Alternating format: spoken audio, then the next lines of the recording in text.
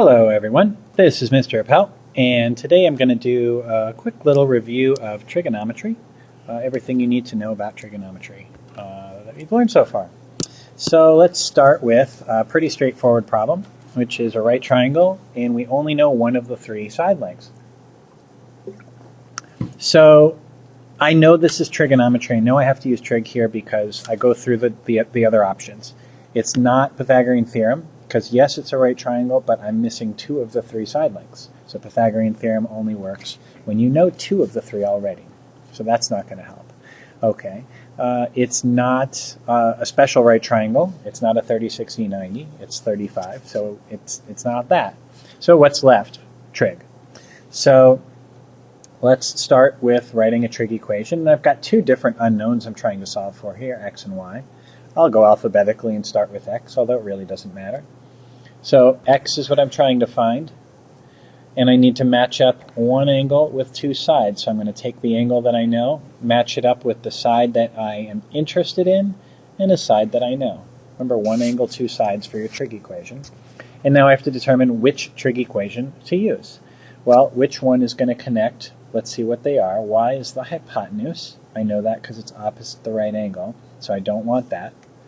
I've got the opposite leg and the adjacent leg. And you should know from SOHCAHTOA that the tangent is the ratio to use there.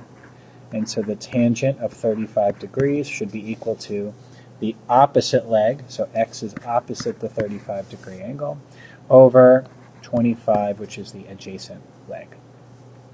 So write your trig equation and then use algebra to solve it. So how do we solve that? We want to get x by itself. This is just basic algebra 1 here. X divided by 25, so we're going to multiply both sides by 25 to cancel that out. And so we get 25 times the tangent of 35.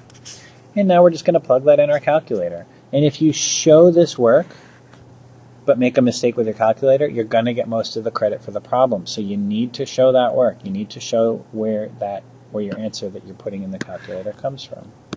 So now let's put that in the calculator. So for this one, this calculator, you have to do it a little differently. Make sure you know how to use the calculator you're using.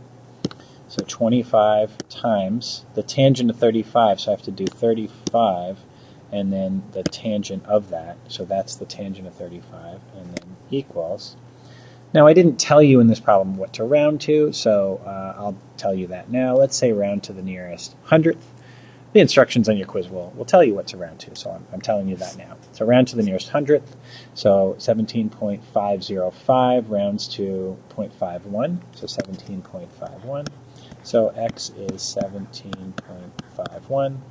Should probably write that with one of my favorite math symbols, the approximately equal to. Right? It's not equal to, it's kind of equal to. And that's that. All right, now we want to solve for y. And we're going to treat this really like a totally new problem. So let's just get rid of all that and start over. Whoopsie. Made a little mess there, sorry. Okay, so now to find y, again I want to write another trig equation. I'm going to connect an angle, side that I want, side that I know. Notice I'm not using the x, even though I did figure out what that was in the last problem just a moment ago, because my answer was rounded. And so I don't want to use x, and I also don't want to use Pythagorean theorem now that I know x, because again I'm using a rounded answer. You can do it, and you could use your calculator to get there and get the same answer, but I don't recommend it. Better to write a new trig equation. So what's the trig equation that connects the 35 degrees to the side that I know and the side that I want? Well, where are they? Y is the hypotenuse. 25 is the leg that's next to the 35, that's adjacent. So adjacent hypotenuse, that's cosine. So my trig equation will look like this. The cosine of 35 degrees is equal to the adjacent leg over the hypotenuse. Now to solve that for y, got to do a little bit of work. We have to multiply both sides of the equation by y. So I have y cosine of 35 is equal to 25. And now I'm going to divide by the cosine of 35 degrees on both sides, which looks a little weird, but that's just a number. So that over that cancels, and I'm left with 25 over cosine of 35. And again, I should see this on your paper before you go to your calculator. Once you've got that, let's go ahead and do it. So it's 25 divided by the cosine of 35, and that equals, rounded to the nearest hundredth, 30.52. So y is 30.52. Did I do that right? Yes, 30.52. Okay, that's that. Moving on. Now here is a different problem.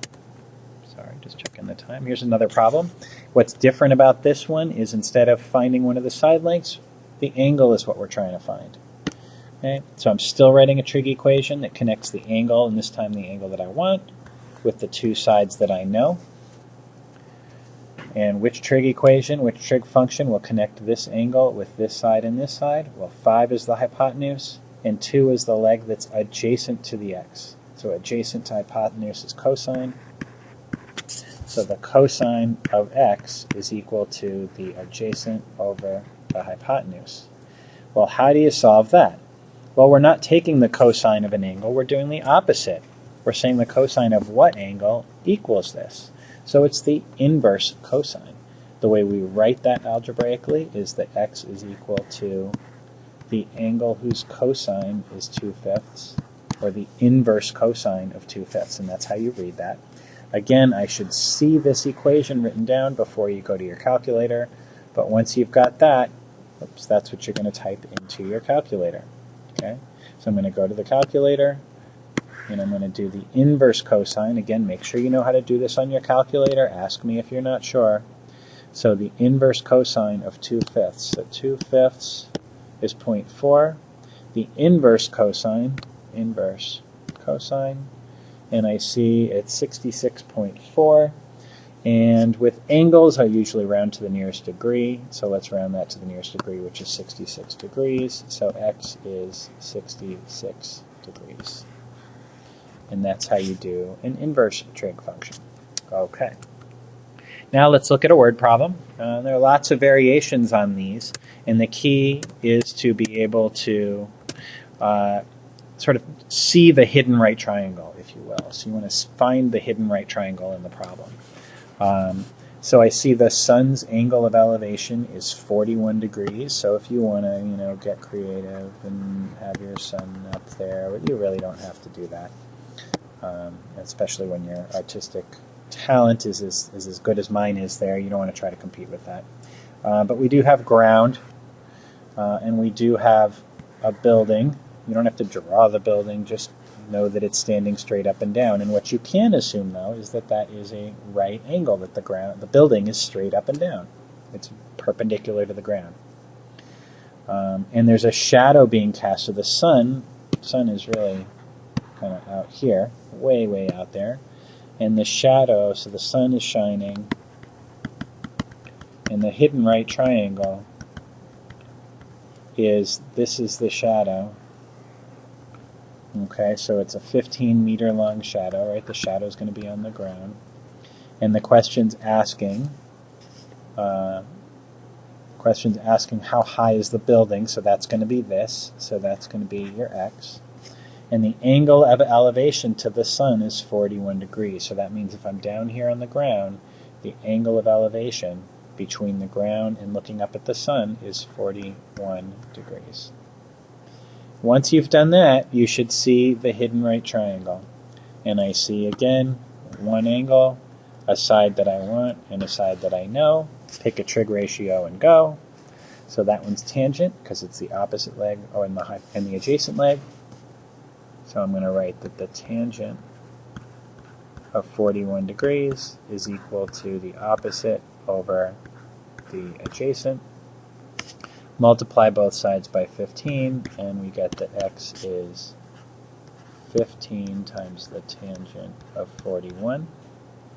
And then I go to my calculator, and enter that. 15 times 41, the tangent of, equals, and you should get about 13 meters there. And again, I'll tell you what to round to. If we rounded to the nearest hundredth again, that would be 13.04 meters equals the height of the building. And that's it. I hope that this was helpful.